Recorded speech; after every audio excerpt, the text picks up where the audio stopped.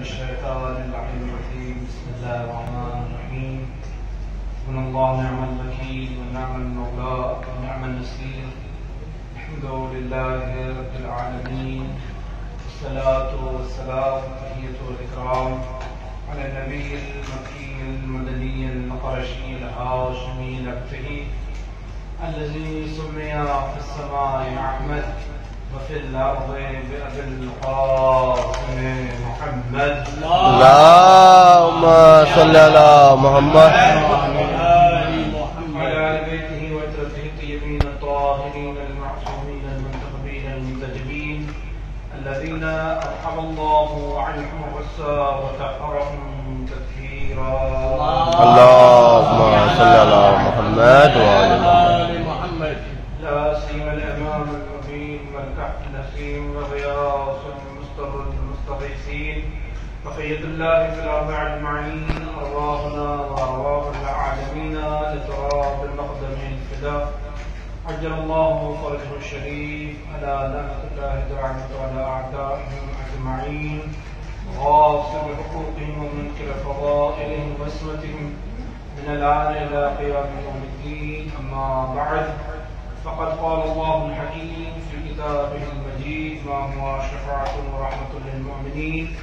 بسم الله الرحمن الرحيم. ومن حاجك فيه من بعد ما جاءك من العلم فقل تعالوا ندعو أبناءنا وأبناءكم ونساءنا ونساءكم وأنفسنا وأنفسكم ثم نبتهل فنجعل لعنة الله على الكاذبين. صلوات محمد. اللهم صل على محمد وعلى محمد. سامعین کرام، جیسا کہ آپ جانتے ہیں کہ آج کا دن بڑا ہی اہمیت اور برکتوں والا دن ہے، کیونکہ آج کا دن سچوں کا دن ہے. اور آج اگر کسی کو کامرانی، کامیابی، فتح ملی ہے تو سچوں کو اور ان افراد کو کہ جنہوں نے اپنے کردار کے ذریعے سے صداقت کا اور دین کی حقانیت کا کائنات کو پیغام پہنچایا. جیسا کہ پہلے سے جو میں نے ذہن بنایا تھا تو مختصر وقت کا، اور مولانا علی عباس صاحب کے حکم کر کے تھوڑا سا وقت کو بڑھایا جائے تو دو تین باتیں مزید آپ حضرات کی خدمت میں عید مبارکہ کے سلسلے میں، چونکہ ایک مشہور واقعہ ہے اسلام کا، اور آپ جانتے ہیں کہ سیرت نبوی میں، پوری سیرت نبوی میں یہ اتنا عظیم واقعہ ہے کہ ابتدائے دور رسالت سے لے کر تو انتہائی دور رسالت تک، چونکہ آپ جانتے ہیں پوری سیرت نبوی کو اگر ہم سمیٹ دیں تو تین حصے بنتے ہیں. ایک دور تاسیس، اسلام کی تاسیس اور بنیاد کا دور ہے، جس کا سلسلہ جو شروع ہوتا ہے مدینے سے شروع ہوتا ہے 2 ہجری سے لے کر 5 ہجری، اور پھر 6، 7 اور 8 ہجری دور دفاع کہلاتا ہے، کہ جس میں اسلام کی جو دولت اسلامی اور حکومت اسلامی تھی وہ ساری کی ساری جو آپ جنگیں پڑھ چکے ہیں، چاہے جنگ بدر ہو، خیبر ہو، خندق ہو، احد ہو، 7 ہجری تک جنگ خیبر تک مسلسل جو جنگیں ہوئی ہیں یہ دور دفاع کہلاتا ہے. اور اس کے بعد 7 ہجری کے بعد یعنی 8، 9 اور 10 پیغمبر کی حیات طیبہ کے آخری ایام تک یہ دور نشر اور انتشار کہلاتا ہے، کہ جس میں اسلام کی تبلیغ اور اسلام کو عروج حاصل ہوا، اور نہ صرف ایک عروج حاصل ہوا بلکہ نبی اکرم نے اپنی حکومت اور اپنے پیغام کو عام کیا. تمام ممالک کو، تمام مملکتوں کو، تمام حکمرانوں کو دعوت اسلام دی گئی، اور جب دعوت اسلام دی گئی تو یہاں تک کہ ایران، کسرا، ہرقل، تمام یمن، جہاں جہاں بادشاہ اور سربراہان حکومت سے سب کو آپ نے خط لکھا. اور یہ دعوت اسلام صرف یہی تک محدود نہیں تھی، بلکہ یہ دعوت اسلام نجران کی وادیوں تک بھی پہنچی. جب یہ دعوت اسلام نجران کی وادیوں تک پہنچی، اور چونکہ وہاں نصارائے نجران جو تھے، جو کہ اس وقت پورے کے پورے اپنے آپ کو تمام عالم عیسائیت کا مرکز سمجھ رہے تھے، کیونکہ اس وقت واقع نجران بھی عیسائیت کا مرکز تھا. جب دعوت اسلام پہنچی اور انہوں نے سنا کہ اسلام کو شہرا بہت عام ہو چکا ہے، اسلام پھیل چکا ہے. کیوں؟ کیونکہ فتح مکہ کے بعد آپ جانتے ہیں کہ یہودی ہوں، مشرکین ہوں، عیسائی ہوں، ان کے اوپر ایک خداوند عالم نے جو رعب اور دبدبہ اسلام کے ذریعے سے قائم کیا تھا، یہ اس سے گھبرائے ہوئے تھے. لہذا سوچا کہ دعوت اسلام قبول کریں یا نہ کریں، کیونکہ پورا کا پورا نجران اسی کیفیت میں مبتلا تھا. لہذا آپس میں مشورہ کیا گیا، آپس میں طے کیا گیا کریں تو کیا کریں. لہذا کہ ایک وقت تیار کریں اور اس وقت کو لے کر پہلے معلوم کریں کہ اسلام کی حقانیت کیا ہے، اسلام کی دعوت کے اصل اصول کیا ہیں. پھر اس کے بعد ہم یہ طے کرتے کہ واقعی اس کو قبول کیا جائے یا قبول نہ کیا جائے. لہذا 14 افراد کی ایک کمیٹی تیار کی گئی، ایک وفد تیار کیا گیا.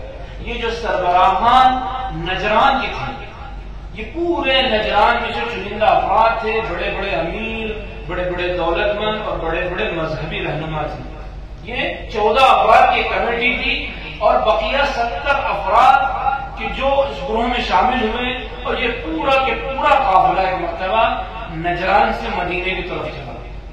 اب جب نجران سے مدینے کی طرف آیا تو عالم اسلام جو اس وقت مدینہ جو مرکز تھا عالم اسلام کا، جب لوگوں نے دیکھا کہ ایک لشکر آ رہا ہے، لشکر ایسا لشکر کہ جس میں غریب نہیں ہے، کوئی فقیر نہیں ہے، اس لیے کہ اب تک اہل اسلام میں اکثر و بیشتر وہ لوگ تھے کہ جن کو آپ جانتے ہیں کہ جن کے پاس کھانے کے لیے بھی اتنا موجود نہیں تھا. جو اکثر جو ہے مدینے میں مسجد نبی کے باہر اصحاب صفا جانتے پوری تاریخ ہے، بیٹھے ہوئے بیچارے جو کچھ صدقہ خیرات ملتا تھا وہی کھاتے تھے. چند افراد ایک دن کے بعد دولت تھی، ورنہ اکثر افراد غریب تھے، مفلس تھے. اور اس وقت مدینے میں لوگوں پر اگرچہ خیبر کی دولت مل چکی تھی، جو بڑھ چکی تھی، لیکن پھر بھی اکثر افراد اس وقت نادر اور مفلس تھے. جب انہوں نے یہ تشک اور یہ احتشام اور یہ پورا نجران کے لوگوں کا قافلہ دیکھا تو ایک مرتبہ جملہ جاری کی کہ ما رأینا وفدا اجمل من ہؤلاء، کہ آج تک ہم نے اس سے حسین اور خوبصورت کوئی وفد نہیں دیکھا. اس لیے کہ جب مدینہ آئے تھے تو یہ چاہتے تھے کہ اپنا جاؤ حشم اور اپنا تمام رعب اور دبدبہ مسلمانوں پر قائم کریں. لہذا بہترین لباس، بہترین زیورات سے آراستہ اور پیراستہ ہو کر آئے. اب یہ آئے اور آنے کے بعد مسجد نبی میں ان کو ٹھہرایا گیا، اور ٹھہرانے کے بعد ان لوگوں نے اپنی عبادت کی کچھ تاریخ ہے، یہاں تک کہ 3 دن تک ان لوگوں نے انتظار کیا حضور سے ملاقات کا. جب 3 دن گزر چکے تو اس میں بہت سارے واقعات اور علماء میں 3 دنوں میں کہ جو اہل تاریخ میں مورخین نے لکھا، 3 دن بعد حضور نے ان سے ملاقات کی. اور ملاقات کرنے کے بعد اب جب دعوت اسلام اور بات آئی اسلام کی تو حضور سے کہا کہ آپ اپنا پیغام ہمیں سنائیں. پیغمبر اکرم نے اپنا پیغام تک پہنچایا، ان کو دعوت اسلام دی. انہوں نے کہا ٹھیک ہے، ہم آپ کی بات اس وقت مانیں گے کہ جب آپ ہماری باتوں کی مانیں گے. یعنی آپ دیکھیں کہ یہ جو مباہلے کی ابتدا کہاں سے ہوئی، بات یہاں سے شروع ہوئی. ایک جملہ جو خود قرآن خود بیان کرتا ہے، یاد رکھیے مباہلہ کب ہوتی ہے؟ جہاں مناظرہ نہیں ہوتا وہاں مباہلہ ہوتا ہے. سبحان اللہ.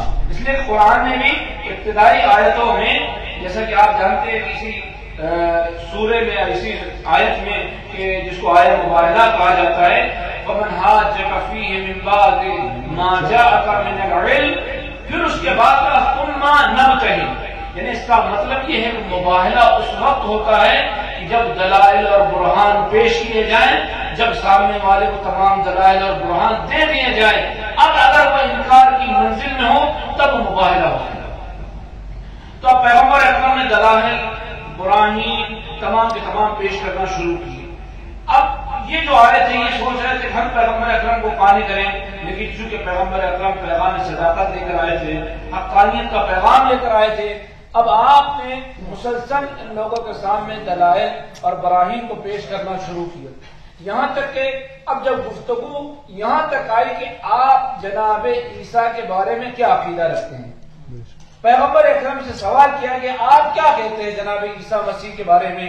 پیغمبر اکرم نے کہا کہ ہم جناب عیسیٰ پر ایمان رکھتے ہیں، انہیں نبی برحق سمجھتے ہیں، انہیں نبی خدا سمجھتے ہیں اور انہیں خدا کا بندہ سمجھتے ہیں۔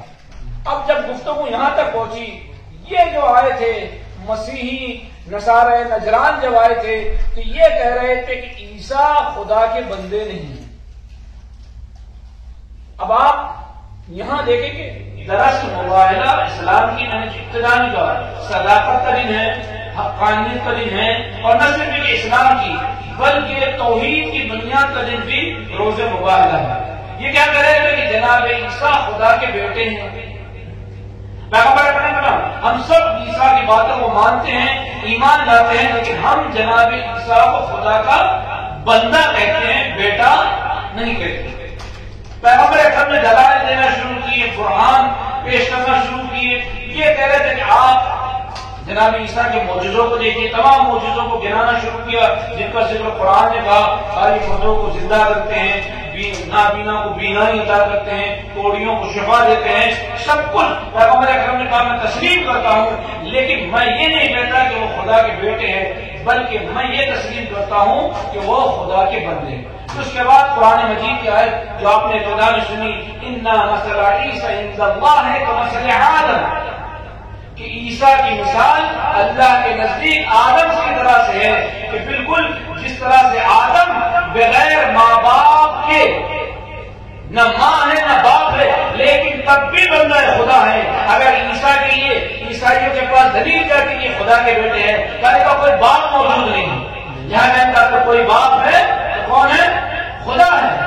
تو کہتے ہیں اگر جناب عیسیٰ کا اگر باپ نہیں ہے، اگر وہ خدا کے بیٹے ہیں تو آدم کے نہ ماں ہے نہ باپ۔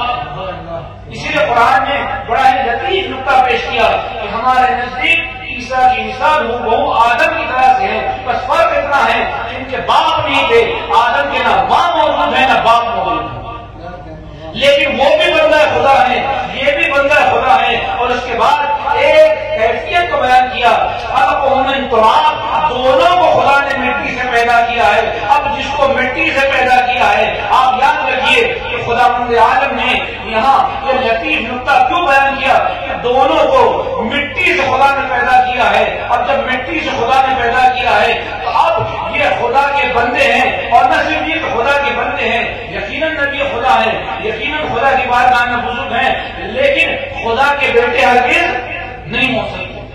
اب جب پیغمبر اکرم نے دلیل پیش کی، تمام باتیں پیش کی، ظاہر سی بات ہے کہ ماننے کے لیے تیار نہیں تھے، کٹ حجتی کر رہے تھے، دلیل کا انکار کر رہے تھے، براہین کا انکار کر رہے تھے، یہاں تک کہ اب جب پیغمبر اکرم نے دیکھا کہ ماننے والے نہیں ہیں تو اس کے بعد ایک مرتبہ حکم پروردگار کا انتظار کیا، ایک مرتبہ وہی نازل ہوئی کہ اب یہ دلائل اور براہین سے نہیں ماننے والے، یہ مناظرے سے نہیں ماننے والے ہیں، لہٰذا ایک ہی صورت بچ جاتی ہے کہ ان سے مباہلہ کیا۔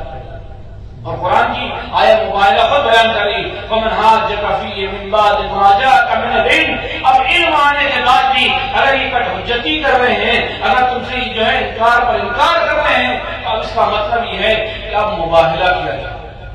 اب مباہلہ بھی کیسے کیا جائے؟ چونکہ صورتحال یہ تھی کہ یہ جب آئے تھے تو آپ جانتے ہیں کہ بڑے تست و احتشام کے ساتھ آئے تھے۔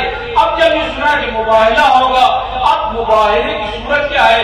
چونکہ ان کی یہاں بھی بڑے بڑے علماء تھے، اسقف جیسا بڑا عالم موجود تھا، ابو حاتم جیسا بڑا عالم موجود تھا، عاقب جیسا بہت بڑا بزرگ موجود تھا، سید جیسا بہت بڑا بزرگ موجود تھا۔ اب آپس میں فیصلہ ہوا کہ مباہلہ کرے یا نہ کرے۔ ہاں مباہلہ تو کریں گے ضرور، لیکن اگر پیغمبر اپنے ساتھ لاؤ لشکر کو لے کر آئے تو اس کا مطلب یہ کہ مباہلے میں ہم جیتیں گے، لیکن اگر کمزور ترین افراد کو لے کر آئے، ضعیف افراد کو لے کر آئے، نادر افراد کو لے کر آئے، چند افراد کو لے کر آئے تو یہ سیرت انبیاء ہے، پھر ہم مباہلہ نہیں کریں گے۔ آپس میں طے کیا، تاریخ دوسرے دن کی مقرر ہوئی کہ فلاں میدان میں آئے تو تو کس طرح سے آئے؟ پیغمبر اکرم نے ان لوگوں سے کہا کہ پہلے تم اپنا انتظام کرو کہ کس کس کو ساتھ لاؤ گے۔ قرآن مجید نے واضح آیتوں کو پیش کیا، واضح آیت میں کہا کہ تم اپنے بیٹوں کو لاؤ، ہم اپنے بیٹوں کو لائیں، تم اپنے بیٹیوں کو لاؤ، ہم اپنی بیٹیوں کو لائیں، تم اپنے نسلوں کو لاؤ، ہم اپنے نسلوں کو لائیں۔ اس کے بعد مباہلہ کرے۔ اب رات بھر ادھر عیسائی سوچ رہے تھے کہ پیغمبر کس کو لائیں گے، اور تاریخ میں لکھا ہے کہ اگر مسلمان رات بھر اس انتظار میں رہے کہ پیغمبر ہمیں لے کر ساتھ چلے۔ دو راتیں ایسی تھی پوری تاریخ اسلام میں جو رات بھر مسلمانوں نے کسی انتظار میں جا کر گزاری کہ شاید یہ احساس ہمیں مل جائے، شاید یہ عزت ہمیں مل جائے کہ پیغمبر ہمیں ساتھ لے لیں، شاید پیغمبر ہمیں عزم دے دیں۔ ایک خیبر کی رات، دوسرے یہ رات مباہلے کی رات تھی کہ جس میں مسلمان انتظار کر رہے تھے کہ شاید نسلوں میں پیغمبر ہمیں لے چلے، بیٹوں کو بڑھا کر ہمیں لے چلے۔ لیکن جب صبح نمودار ہوئی، سپیدی سحر نمودار ہوئی، تو لوگوں نے عجیب منظر دیکھا کہ پیغمبر اکرم اب جب نکلے ہیں تو اصحاب کو اپنے ساتھ نہیں لیا ہے، بلکہ پیغمبر کا مختصر لشکر ہے۔ اس مختصر لشکر میں لوگوں نے عجیب منظر دیکھا۔ کیا دیکھا کہ بیٹوں کی جگہ حسن اور حسین ہے، نسلوں کی جگہ علی موجود ہے، اور بیٹیوں کی جگہ فاطمہ موجود ہے۔ اور عجیب ستم ظریفی ہے عالم اسلام کی، کیونکہ میرے پاس تفصیلی بہت ساری باتیں تھیں، مورخین نے یہاں اختلاف کیا ہے کہ چونکہ آیت میں بہت وسیع وسعت پائی جاتی ہے، نساءنا انفسنا ابناءنا جمع کسی نہیں، لیکن آپ دیکھیں گے مفہوم بہت وسیع ہے، لیکن مصداق میں ایک ایک فرق ہے۔ ابناءنا میں دو فرقیں تھیں، امام حسن حسین، انفسنا میں مولا امیر المومنین تھے، ازواج موجود ہی نہیں تھی، نساء میں کون تھا؟ صرف بیٹی تھی۔ اب یہاں اختلاف ہوا کہ ابناءنا، چونکہ پیغمبر کئی مرتبہ کہہ چکے ہیں کہ امام حسن اور امام حسین میرے بیٹے ہیں، ان الحسن والحسین ابناء قام و قعد۔ کئی مرتبہ بار بار، یہاں تک کہ پیغمبر اکرم نے اپنے اصحاب سے کہا تھا کہ حسن حسین علی کے صلح میں خدا نے میرے بیٹے ہیں، یہ دونوں میرے بیٹے ہیں۔ اب جب ابنایا کی باری آئی، بیٹوں کی باری آئی، تو امام حسن اور حسین کو لیا، جبکہ آپ دیکھیں کہ پیغمبر اکرم نے یہاں لوگوں کو یہ بتانا چاہا ہے کہ ابنائے پیغمبر اگر کوئی ہے تو حسن اور حسین بے شک۔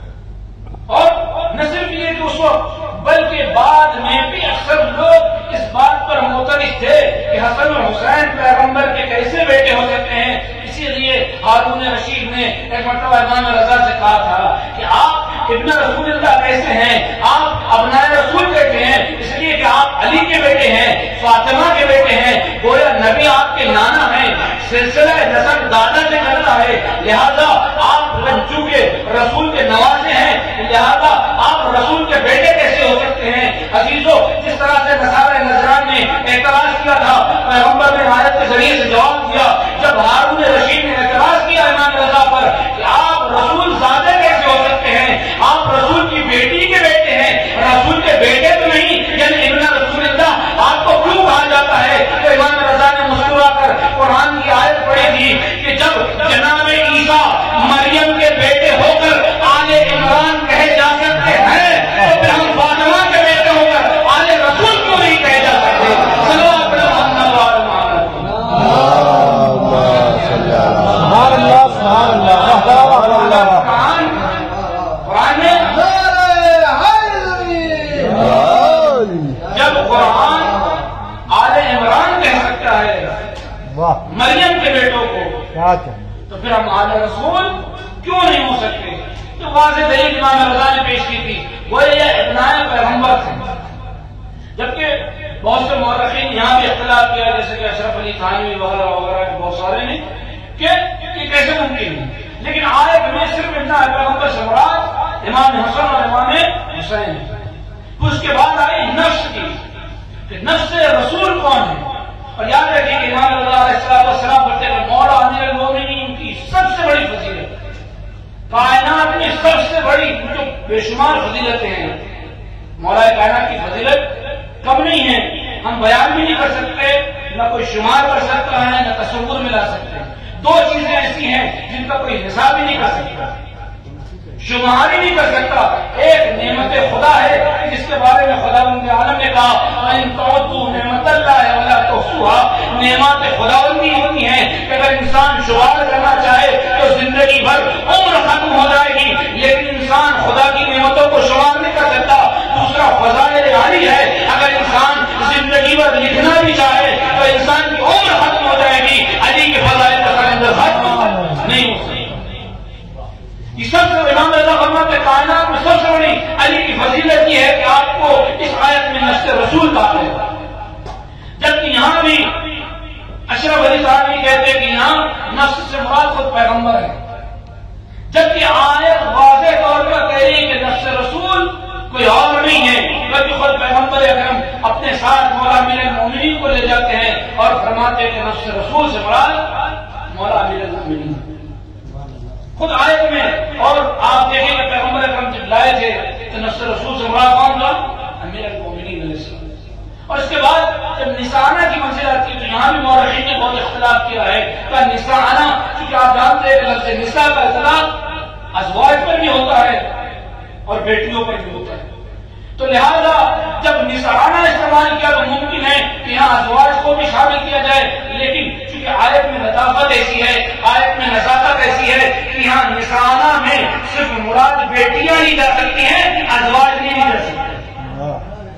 کیوں؟ اس لیے کہ یاد رکھیے کہ آپ عربی سے بہترین واقف ہیں، ادب عربی بہترین جانتے ہیں کہ جب جب ابنا کے بعد لفظ نساء آ جائے، جب جب لفظ اپنا کے بعد لفظ نساء آتا ہے وہاں لفظ نساء سے مراد صرف بیٹیاں ہی ہو سکتی ہیں، ازواج نہیں ہو سکتی.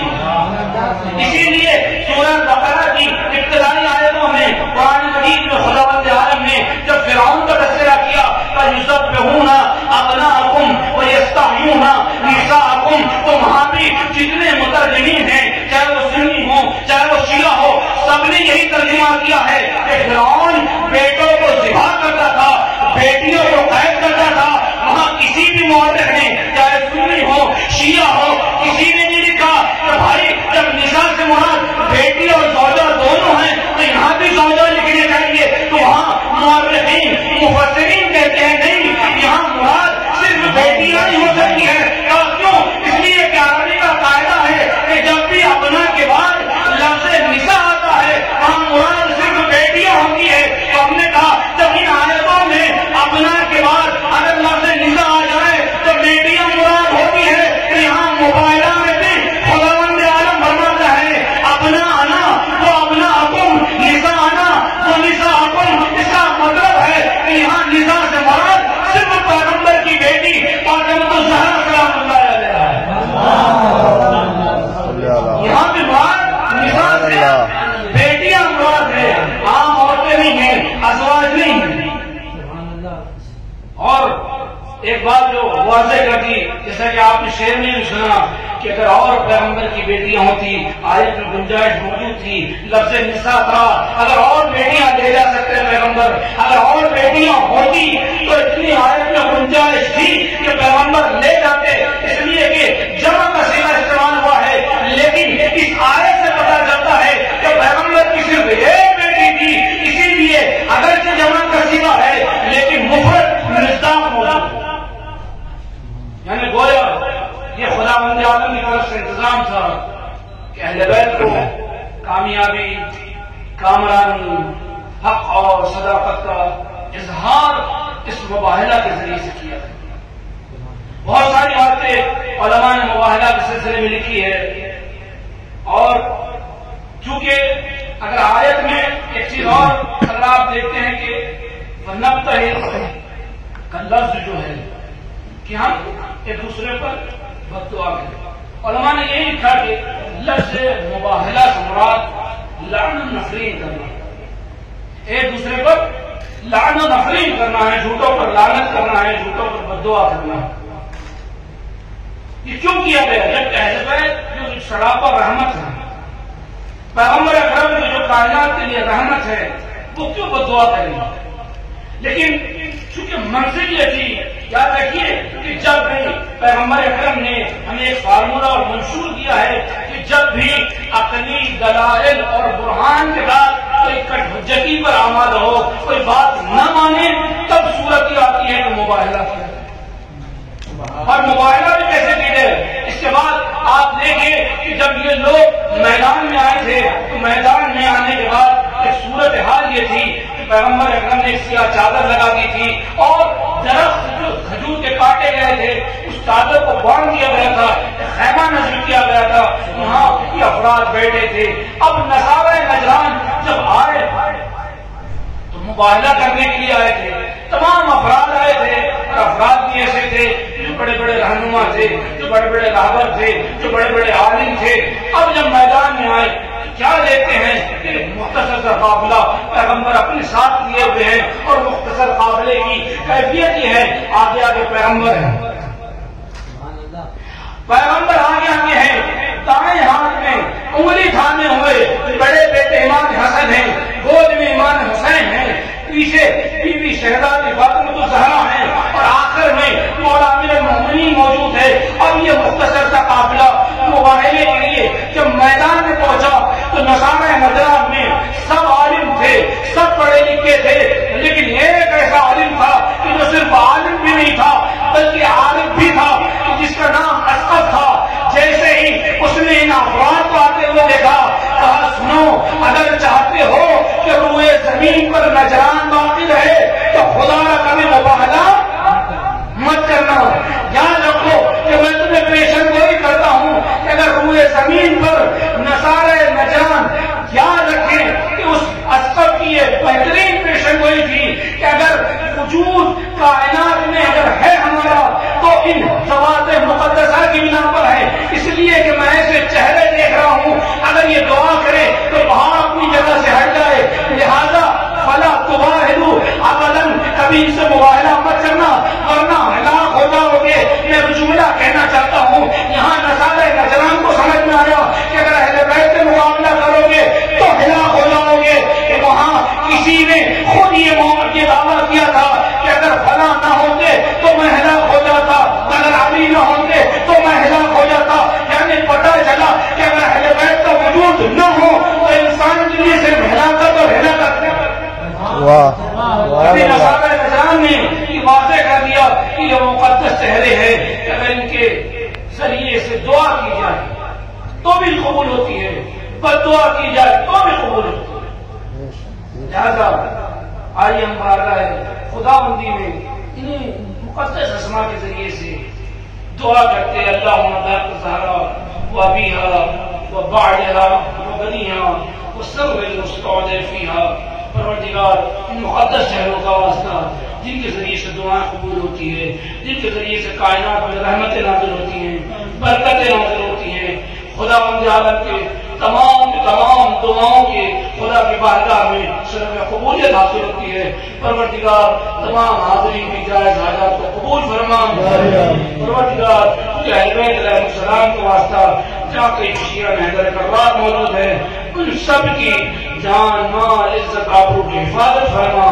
پروردگار کے واسطہ اہل بیت علیہ السلام کا آخر عزت امام زمانہ کے ظہور میں تعجیل فرما. ہم کو ان کے مخلص غلام شمار فرما. رب محمد علیہ الطاہرین آمین یا رب العالمین.